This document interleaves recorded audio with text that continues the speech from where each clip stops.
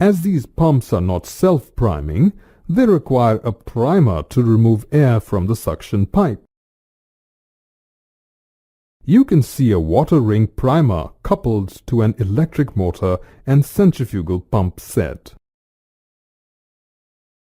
The centrifugal pump suction pipe is fitted with a float chamber.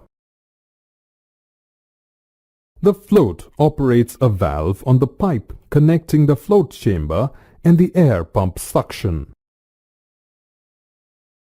When there is no liquid in the suction pipe, the float drops and the valve opens.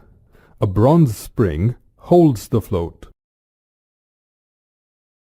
Air in the suction pipe is removed by the primer and pumped out into the atmosphere.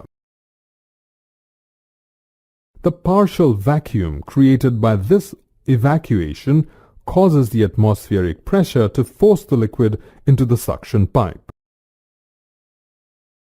The rising liquid will lift the float and close the valve. A pipe from the centrifugal pump outlet provides cooling water to the primer. This cooling water returns to the pump suction through another pipe. To understand how air is removed by the air pump, have a look at the cross-sectional view of the water ring primer.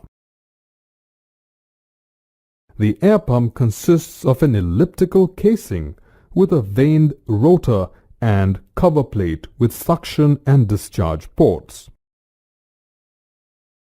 The casing is partially filled with water. When the pump is running, the water flows along the periphery of the casing due to the centrifugal force imparted to it by the rotor and creating a water ring. As the rotor vanes past the suction port, air in the suction pipe is drawn in and trapped between the water ring and the pump shaft. This slug of air is carried around and delivered to the discharge port, from where the air is discharged into the atmosphere.